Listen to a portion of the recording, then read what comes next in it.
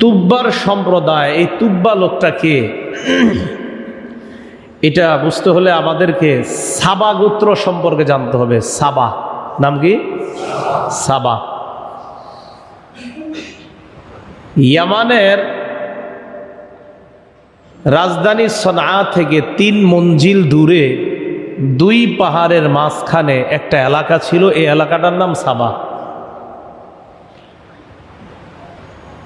আসলে মূলত এই এলাকার নাম সাবা না, সাবা এক মানুষের নাম। নবীজি সাল্লাল্লাহু আলাইহি সাল্লামকে এক ব্যক্তি প্রশ্ন করেছেন, আব্দুল্লাহ ইবনে আব্বাসের বর্ণনা, আন্না রাজুলান সাআলা রাসূলুল্লাহি সাল্লাল্লাহু আলাইহি সাল্লাম আন সাবাইন। এক ব্যক্তি নবীজিকে সাবার ব্যাপারে প্রশ্ন করলেন, জিজ্ঞাসা করলেন, রাজুলুন আম ইমরাআতুন আম আরদুন, হুজুর সাবা কি কোনো পুরুষ না কোনো মহিলা না কোনো এলাকা? সাবা কি কোনো পুরুষ না মহিলা না এলাকা? নবীজি বললেন, সাবা একজন ব্যক্তির নাম। সাবা একজন ব্যক্তির নাম। তার 10 জন ছেলে ছিল। কয়জন? ওয়ালাদা আশারা, 10 জন ছেলে ছিল তার। তার নামে ওই এলাকার নাম হয়েছে সাবা। 2 পাহাড়ের মাঝে ছিল এলাকাটা। এই সাবা গোত্রেরই রানী ছিল রানী বিলকিস। ওই যে সুলাইমান আলাইহিস সালামের ঘটনা, তো অনেক বাদশা ছিল, এর মধ্যে একজন মহিলা নেত্রীও ছিল, তার নাম রানী বিলকিস। সাবা গোত্র যেহেতু 2 পাহাড়ের মাঝে ছিল,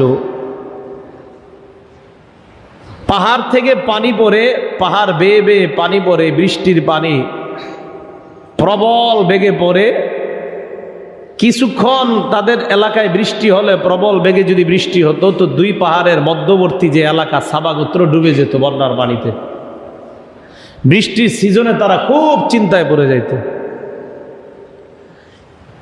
সাবা গোত্রের নেতা কয়েকজন তারা পরামর্শ করে 2 পাহাড়ের মাঝে তারা একটা বাঁধ নির্মাণ করলো। বাঁধ, বড় বাঁধ।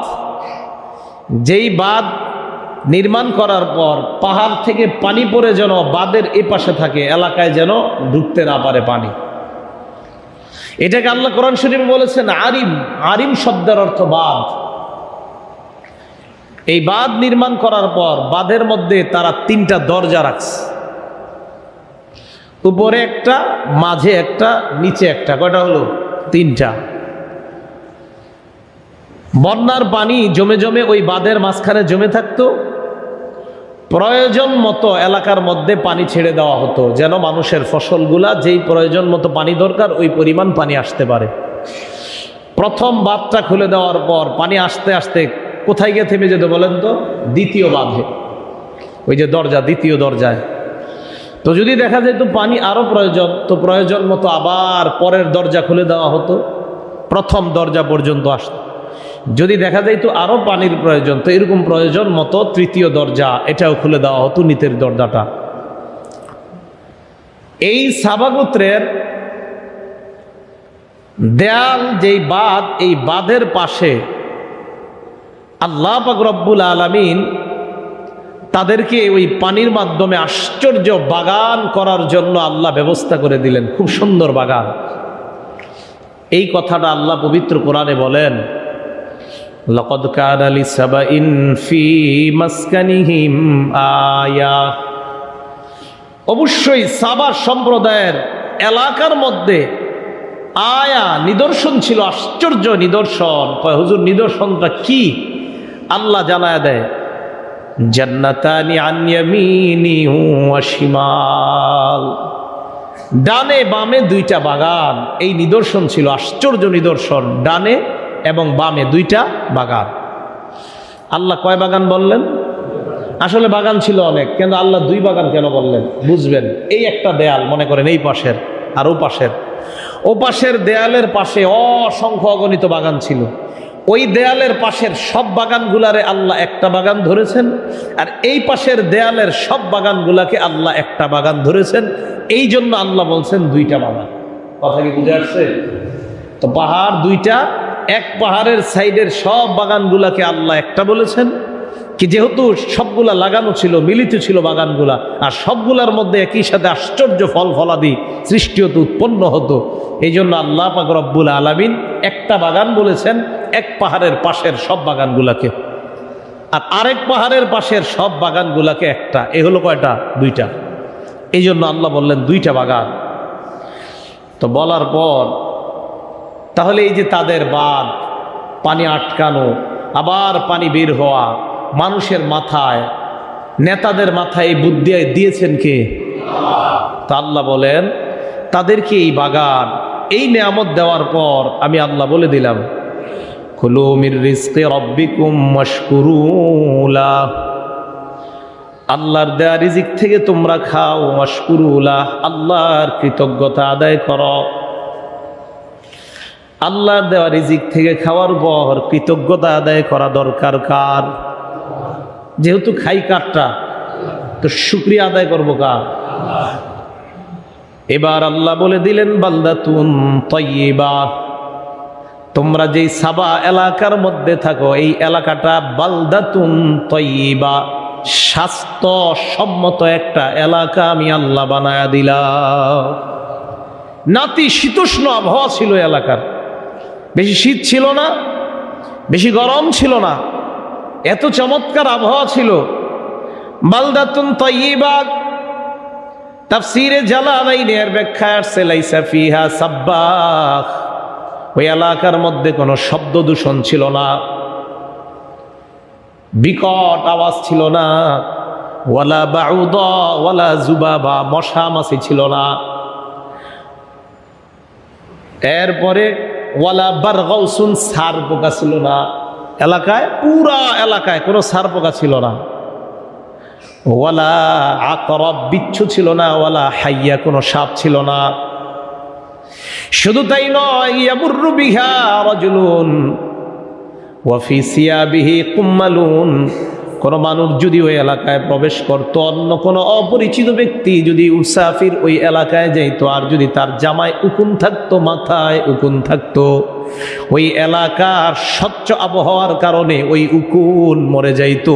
এত নেয়ামত প্রাপ্ত এলাকা আল্লাহ দিয়েছে। চিন্তা করেন, সাপ নাই, বিচ্ছু নাই, মশা মাছি পোকামাকড় কিচ্ছু নাই, এমন একটা এলাকা আল্লাহ তাদেরকে দিলেন। তো শুকরিয়া কম আদায় করা দরকার ছিল না বেশি? তো এদেরকে এমন একটা এলাকা আল্লাহ দিলেন, এটাকে বললেন বালদাতুন তাইয়্যিবা। বালদাতুন এলাকা, তাইয়্যিবা উত্তম স্বাস্থ্যসম্মত এলাকা। আল্লাহ আমাদের এই দেশটাকে বালদায়ে তাইয়্যিবা বানায়া দেন। আল্লাহ আপনি আমাদের পুরা দেশটাকে বালদাতুন তাইয়্যিবা বানায়া দেন। আল্লাহ যাদের কারণে আমাদের দেশে গজব হচ্ছে তাদেরকে হেদায়েত দিয়ে দেন। আর যদি আল্লাহ যাদের কারণে গজব হচ্ছে এদের চলে যাওয়াটা যদি মঙ্গল হয়, তো তারা যেন চলে যায়, আল্লাহ কবুল করেন। তো বালদাতুন তাইয়্যিবা, উত্তম এলাকা, স্বাস্থ্যসম্মত এলাকা, এটা দিলেন আল্লাহ। দেওয়ার পর আমাদের এই দেশ, আমাদের বাংলাদেশ, এটা নিয়ে সারা পৃথিবী গবেষণা করে। সুজলা সুফলা শস্য শ্যামল এমন দেশ সারা পৃথিবীতে আপনি এর নজিরের দৃষ্টান্ত দ্বিতীয়টি খুব কমই পাবেন। কিন্তু এই শস্য শ্যামলা সুজলা সুফলা দেশটাকে আমরা নিজেরাই শেষ করে দিচ্ছি। ঢাকা শহর নষ্ট করছি তো আমরাই। পানি একদিন বৃষ্টি হইলে ঢাকা শহর রাস্তাঘাটে আর চলা যায় না। যাবে কিভাবে? এত পরিমাণ বিল্ডিং আপনারা বানাইছেন, যেই ড্রেনগুলা ছিল সব ড্রেন তো মেরে দিয়েছেন, তো পানি যাবে কোথায়? এই পানি যাইতে লাগে 10 ঘন্টা, 12 ঘন্টা, 3 ঘন্টা, 4 ঘন্টা, রাস্তায় নামায় যান। 1 ঘন্টা বৃষ্টি হইলে আসাদ গেট নেমে যেতে হয়। যদি আমি লালবাগ যাই, আসাদ গেট থেকে হাইটা যাইতে হয় সেই নিউ মার্কেট আরো আগ পর্যন্ত। তো আমাদের দেশটা ছিল খুব সুন্দর, উত্তম, মনোরম পরিবেশের দেশ ছিল, না হলে এটাকে সুজলা সুফলা কেন বলা হলো? এবং এই দেশের মাটি জমিন খুব উর্বর। তো বালদাতুন তাইয়্যিবা, সাবা এলাকাটা এটা ছিল এরকম। সাথে সাথে আল্লাহ বললেন ওয়া রব্বুন গফুর। এই কথা কেন বললেন? রব্বুন মানে কে বলেন? আল্লাহ। রব্বুন কে? আর গফুর মানে অধিক ক্ষমাশীল। আল্লাহ কেন বললেন ওয়া রব্বুন গফুর? বেশি খাওয়ার কারণে আমি আল্লাহকে যদি কখনো ভুলে যাও, তওবা করবা, আমি আল্লাহর সাথে সাথে মাফ করে দিব। যেহেতু এমন একটা স্বাস্থ্যসম্মত এলাকা দিলাম, যেই এলাকায় প্রচুর খাবার তোমরা খাইবা, প্রচুর নিয়ামত ভোগ করবা, আর মানুষ বেশি নিয়ামত পাইলে আল্লাহকে ভুলে যায়। আমি আল্লাহকে যদি ভুলে যাও তওবা করবা, আমি আল্লাহকে যেন ভুলে না যাও। তাই বললাম রব্বুন গফুর, আমি আল্লাহ ক্ষমাশীল। সাবধান, দুনিয়ার মধ্যে ঈমান নিয়ে আমার নিয়ামত খাইবা, আখিরাতের মধ্যেও যেন আমি আল্লাহ তোমাদেরকে নিয়ামতের অধিকার বানায়া দেই। রব্বুন গফুর, এই কথাগুলা কার? আল্লাহ। এদের মাঝে আল্লাহ দাওয়াত দেওয়ার জন্য একে একে 12 জন বা 13 জন নবী পাঠাইলেন। কয়জন? 12 জন বা 13 জন। ইমাম সুদ্দি রহমতুল্লাহ আলাই, বিশিষ্ট তাফসীর কারক, উনি বলেছেন তাদের এলাকায় আল্লাহ পাক রব্বুল আলামিন 12,000 নবী পাঠিয়েছিলেন পর্যায়ক্রমে। তো 12 জন 13 জন, এটা অধিকাংশ তাফসীরের মত। এই নবীদেরকে পাঠাইলেন তাদেরকে দাওয়াত দেওয়ার জন্য। তো এদেরকে দাওয়াত দেয়, এরা জবাবে বলে, কি বলো তুমি, তোমরা এগুলো কিসের দাওয়াত দাও? যেই নিয়ামত, আমরা যদি এত খারাপ হইতাম তো আমরা কি এত ভালো থাকি? এরকম বলে তারা। এইগুলা বলার পর আল্লাহ পাক রব্বুল আলামিন বলেন ফাআরাদু, আমি আল্লাহর হুকুম তারা অমান্য করলো, মুখ ফিরায় নিল আমি আল্লাহর হুকুম থেকে। ফাআরসালনা আলাইহিম সাইলাল আরিম, আমি আল্লাহ তাদেরকে যেই 2টা বাগান দিলাম। ইমাম কাতাদা রাহমাতুল্লাহি আলাইহি বলেন, আন্না ইমরাতান কানাত তামশি তাহতাল আশজার ওয়া আলা রাসিহা মিকতালুন আও জিমবিল।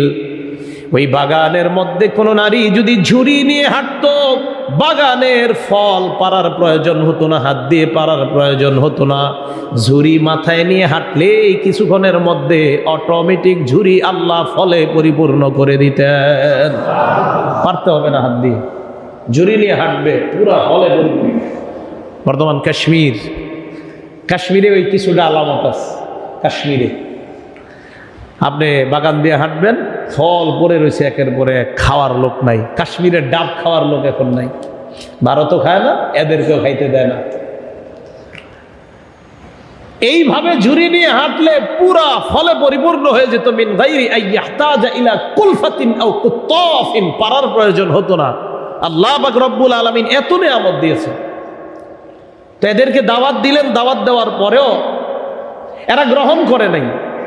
তো গ্রহণ না করার কারণে আল্লাহ পাক রব্বুল আলামিন বলেন ফারসালনা আলাইহিম সাইলাল আরিম, আমি আল্লাহ তাদের উপর পাঠায়া দিলাম সাইলাল আরিম।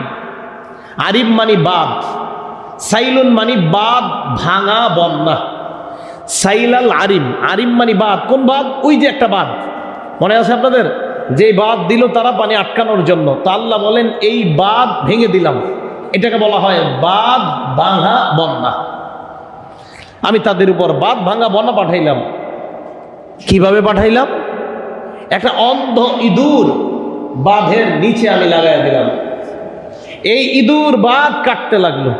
তাদের কিতাবে লেখা ছিল এই বাঁধের ধ্বংস হবে ইঁদুরের মাধ্যমে। তার আগে থেকেই বিড়াল ওই জায়গায় প্রস্তুত করে রাখছে। বিড়াল কারে দেখলে আর সহ্য হয় না? ইঁদুর।